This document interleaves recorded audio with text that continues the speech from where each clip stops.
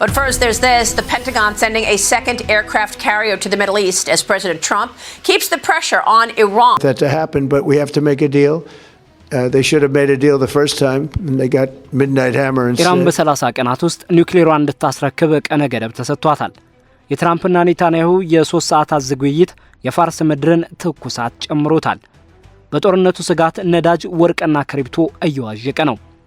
የኔታንያሁ ቢሮ ወደ አሜሪካ ከመጓዛቸው በፊት ባወጣው መግለጫ ማንኛውም ድርድር እንዲህ ያሉ የሚሳኤል ስርዓቶች ላይ ገደብ መጣል እንዳለበት አሳስቧል።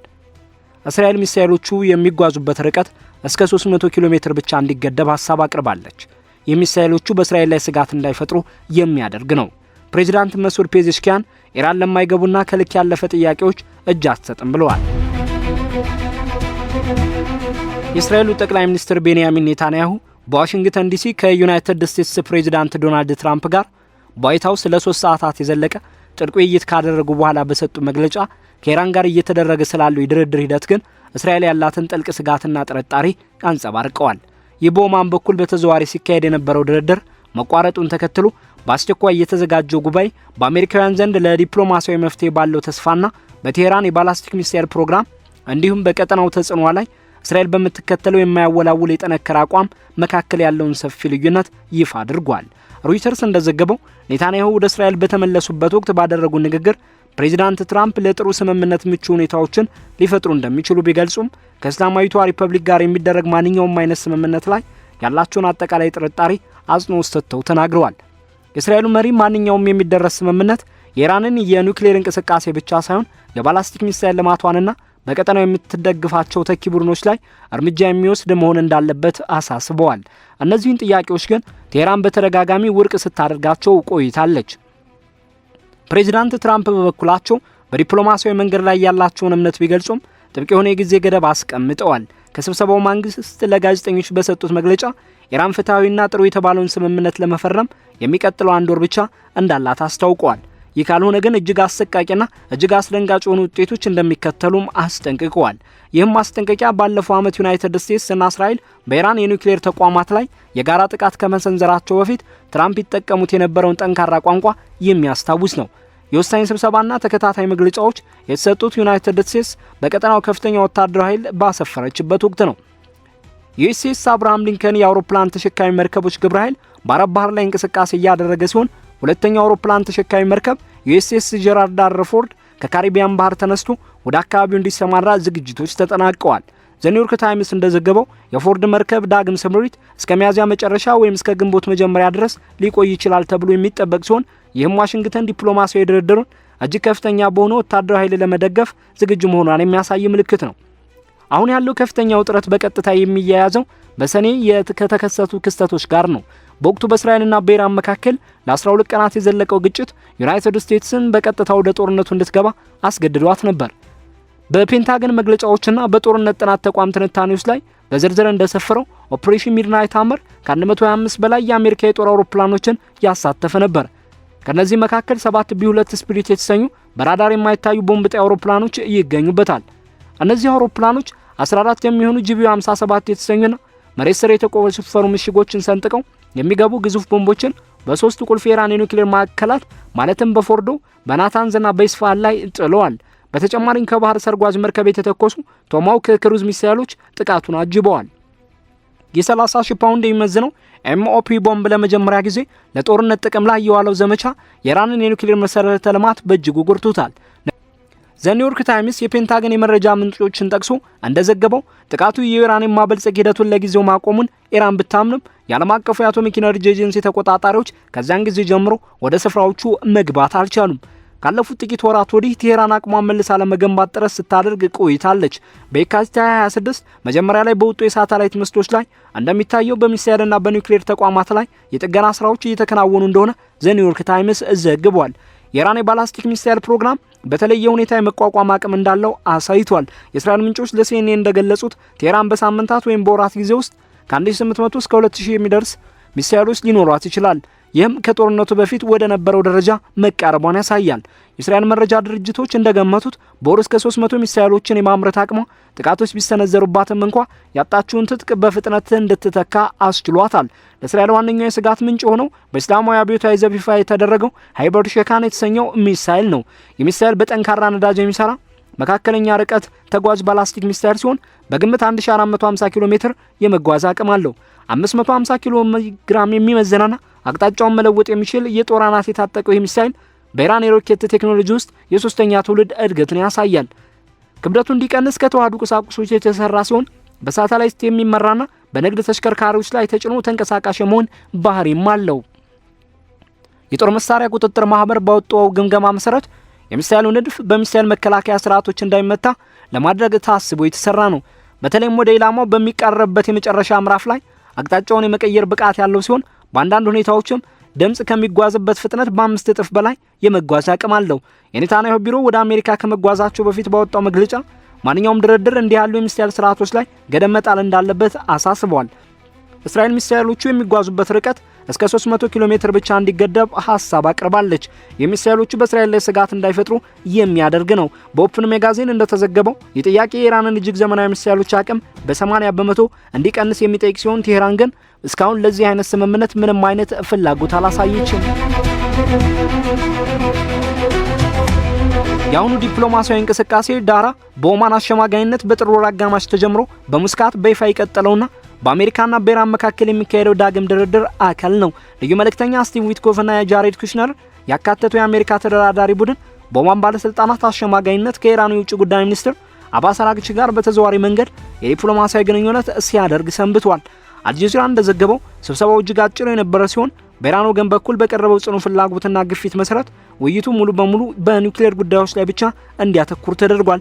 አባስ አራግቺ ከውይይቱ በኋላ በሰጡት ቃለ መጠይቅ ድርድሩን ጥሩ ጅምር ሲሉ የገለጹ ሲሆን የቴህራንን የማይታለፉ ቀይ መስመሮች ግን በድጋሚ አጽንተው ተናግረዋል። የባላስቲክ ሚሳኤል ልማት ላይም ሆነ በቀጠናው ስላሏት ተከታታይ ታጣቂ ኃይሎች ጉዳይ ምንም አይነት ድርድር እንደማይደረግ እንዲሁም ኢራን በገዛ ምድሯ ላይ ዩራኒየምን የማበልጸግ ሉዓላዊ መብት እንዳላት እውቅና እንዲሰጣት የሚጠይቁ ናቸው። ፕሬዚዳንት መስዑድ ፔዜሽኪያን ትናንት ባደረጉ ንግግር ይህንን ሐሳብ በማጠናከር ኢራን ለማይገቡና ከልክ ያለፉ ጥያቄዎች እጅ አትሰጥም ብለዋል። ይሁን እንጂ ሀገራቸው ያላት የኒውክሌር ፍላጎት ለሰላማዊ ዓላማ ብቻ መሆኑን ለማረጋገጥ ዝግጁ መሆኗን ገልጸዋል። እንደ ሮይተርስ ዘገባ በመጪዎቹ ሳምንታት ውስጥ የድርድሩ ሁለተኛ ዙር ይካሄዳል ተብሎ የሚጠበቅ ሲሆን የኢራን ባለስልጣናት ድርድሩ የሚካሄድበት ስፍራ ሊቀየር እንደሚችል ጠቁመዋል። ይሁን እንጂ እስካሁን የሚታይ ተጨባጭ መሻሻል አልተመዘገበም። የኢራን ጠቅላይ ብሔራዊ ደህንነት ምክር ቤት ጸሐፊ አሊ ላርጃኒ ከሱልጣን ሃይተም ቢን ታሪክ ጋር ለመመካከር ወደ ኦማን ያቀኑ ሲሆን የጦርነት ጥናት ተቋም እንደገለጸው ኢራን ወደ ሌሎች ዘርፎች ድርድሩን ለማስፋት ፈቃደኛ የምትሆነው የኒውክሌር ስምምነት ከተደረሰ በኋላ ብቻ መሆኑን አመልክተዋል። ተንታኞች እንደሚሉት ይህ አገላለጽ ኢራን የሚሳኤል አቅሟን መልሳ እስክትገነባ ድረስ ጊዜ ለመግዛት የታለመ ስልት ይመስላል። በአሜሪካ በኩል ያለው አቋም ለውጦችን እያሳየ ነው። ፕሬዚዳንት ትራምፕ መጀመሪያ ላይ በኒውክሌር ጉዳይ ላይ ብቻ በሚያተኩር ስምምነት ላይ ተለዋዋጭነት አሳይተው የነበረ ቢሆንም ከኔታንያሁ ጋር ከመከሩ በኋላ ግን ድርድሩ ሰፋ ያሉ ጉዳዮችን እንዲያካትት መግፋት ጀምረዋል። ከእስራኤሉ ጋዜጠኛ ባራክ ራቪድ ጋር ባደረጉ ቃለ መጠይቅ ትራምፕ ማንኛውም ስምምነት ሚሳኤሎችን ማካተት እንዳለበት በግልጽ ተናግረዋል። ይሁን እንጂ አክሲዮስ እንደዘገበው እንደ ዊትኮፍና ኩሽነር ያሉ አንዳንድ የአሜሪካ ባለስልጣናት ሁኔታው እንዳይባባስ ሲሉ በኒውክሌር ጉዳይ ላይ ብቻ ያተኮረ ፈጣን ስምምነት እንዲደረግ ይመርጣሉ። በኦማን አሸማጋይነት የሚካሄደው ይህ የሹትል ዲፕሎማሲ ጦርነት ሲቀሰቀስ የፈረሰውን የቀድሞውን የድርድር ሂደት የሚያስታውስ ነው። የአሜሪካ ወታደራዊ አቋም ለዲፕሎማሲያዊ ጥረቶቹ እንደ ጠንካራ መደገፊያ ሆኖ እያገለገለ ይገኛል። በቀጠናው የሰፈረው የዩኤስ አብርሃም ሊንከን የአውሮፕላን ተሸካሚ ግብረ ኃይል በሚሳኤል የተደገፉ አውዳሚ መርከቦችንና ከ75 በላይ የጦር አውሮፕላኖችን ይዟል። የዩኤስኤስ ሴንትራል ኮማንድ ይፋ ባደረጋቸው ሰነዶች መሰረት በኤፍ-18 ሱፐር ሆርኔትና በኤ-18 ግሮርል የጦር አውሮፕላኖች በአረብ ባህር ላይ የተለያዩ ወታደራዊ ልምምዶች እየተካሄዱ መሆኑ ታውቋል። የዎል ስትሪት ጆርናል እና ዘ ኒውዮርክ ታይምስ እንደዘገቡት ፔንታጎን ሁለተኛ አውሮፕላን ተሸካሚ ግብረ ኃይል ወደ ቀጠናው እንዲንቀሳቀስ ትዕዛዝ አስተላልፏል። በአሁኑ ወቅት በካሪቢያን ባህር ላይ የሚገኘው ዩኤስኤስ ጀራልድ አር ፎርድ ወደ አካባቢው ለመጓዝ ዝግጅቱን እያጠናቀቀ ነው። ይህም ከነበረው ጦርነት ወዲህ ለመጀመሪያ ጊዜ ሁለት ግዙፍ የአውሮፕላን ተሸካሚ መርከቦች በባህረ ሰላጤው አካባቢ እንዲገኙ የሚያደርግ ሲሆን የአሜሪካን የማጥቃት አማራጭና የመከላከያ አቅም በእጅጉ ያሳድገዋል። ትራምፕ ይህንን ሁለተኛ አርማዳ እንደ አንድ የድርድር መጫወቻ ካርድ በመጠቀም ስምምነት ላይ መድረስ አለብን፣ አለበለዚያ ውጤቱ እጅግ አሰቃቂ ይሆናል ሲሉ አስጠንቅቀዋል። የእስራኤል ባለስልጣናት ከአሜሪካ አቻዎቻቸው ጋር ባደረጉት ምክክር ኢራን የሚሳኤል አቅሟን መልሳ እያደራጀች መሆኑን ገልጸው ስጋታቸውን አጋርተዋል። ቴህራን በኢስፋሃን የሚገኙትን ጨምሮ በኒውክሌር ተቋማት አቅራቢያ ያሉ የመሬት ስር ምሽጎቿን ይበልጥ እያጠናከረችም ትገኛለች። ከቢቢሲ የተገኙ የሳተላይት ምስሎችም በናታንዝ የኒውክሌር ማዕከል ላይ አዳዲስ ግንባታዎችና የጥገና ስራዎች እየተከናወኑ መሆኑን አሳይተዋል። ዳግም ጥቃት የሚሰነዘር ከሆነ የአሜሪካ ዋነኛ ኢላማዎች የሚሳኤል ማምረቻ ጣቢያዎች ሊሆኑ ይችላሉ።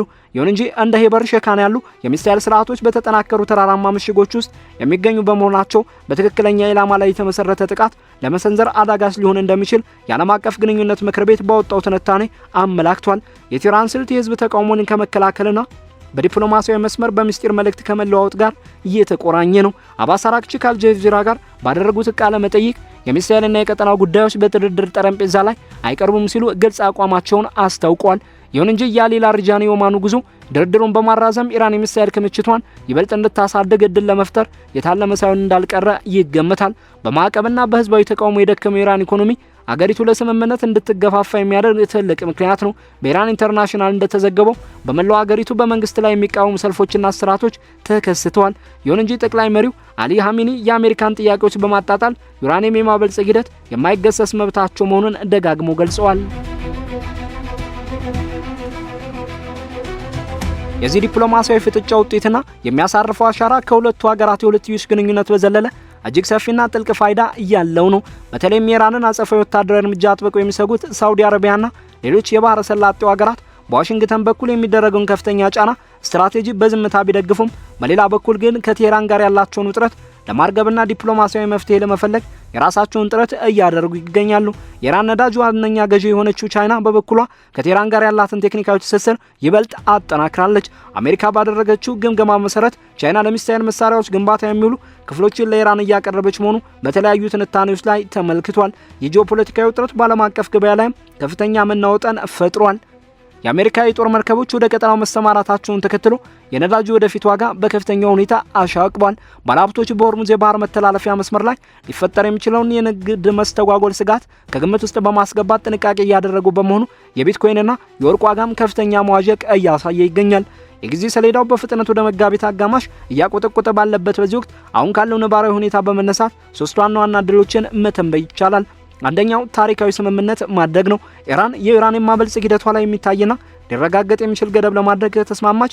ምናልባትም ከነበረው የኒውክሌር ስምምነቶች መሰረት የማበልጸግ መጠኑን በ3.6 በመቶ ላይ ለመገደብ ፈቃደኛ ከሆነችና ለዓለም አቀፉ የአቶሚክ ኤነርጂ ኤጀንሲ ተቆጣጣሪዎች ያልተገደበ ፍቃድ ከሰጠች ፕሬዚዳንት ትራምፕ ይህንን እንደ ትልቅ ድል ሊቆጥሩት ይችላሉ። በዚህ ሁኔታ ትራምፕ ስምምነቱን ለማጽናት ሲሉ ሌሎች ሰፋ ያሉ ጥያቄዎችን ወደ ጎን ሊሉ ይችላሉ። ቤንያሚን ኔታንያሁ ምንም እንኳን ጥርጣሬ ቢኖራቸውም ከአሜሪካ የሚሰጠው የደህንነት ዋስትና የሚጠናከር ከሆነ ስምምነቱን ሊቀበሉት የሚችሉበት እድል አለ። ሁለተኛው ያልተቋረጠ ውጥረትና መረጋጋት ማጣት ሊሆን ይችላል። ኢራን የማመላለስ ዲፕሎማሲ አካሄዷን በመቀጠል የድርድር ሂደቱን እያራዘመች የአሜሪካን ትዕግስትና ቁርጠኝነት ልትፈትን ትችላለች። የአካሄድ በሚስጥር የሚሳኤል አቅሟን መልሳ ለመገንባት ጊዜ የሚሰጣት ቢሆንም እስራኤል ግን በራሷ እርምጃ እንድትወስድ ሊያነሳሳት ይችላል። በአሁኑ ወቅት የኢየሩሳሌም ባለስልጣናት ከጥቃት ማግስት የሚኖሩ እቅዶችን እያዘጋጁ መሆናቸው ለዚህ ማሳያ ተደርጎ ይወሰዳል። ሶስተኛው ደግሞ ወታደራዊ ግጭትና ጥቃት እስከ መጋቢት ወር መጨረሻ ድረስ ስምምነት ላይ መድረስ ካልተቻለ አሜሪካዊም እስራኤል በኢራን ሚሳኤል መሰረተ ልማቶች ላይ ጥቃት ሊሰነዝሩ ይችላሉ የሚል ነው። የኢራን ምላሽ ደግሞ በቀጠናው የሚገኙ የአሜሪካ የጦር ሰፈሮችንና ንብረቶችን ኢላማ ያደረገ ሊሆን ስለሚችል ይህ ሁኔታ በቀጠናው የሰፈሩት ሁለቱ የአውሮፕላን ተሸካሚ መርከቦች ያላቸውን የመከላከያ አቅም የሚፈትን ይሆናል።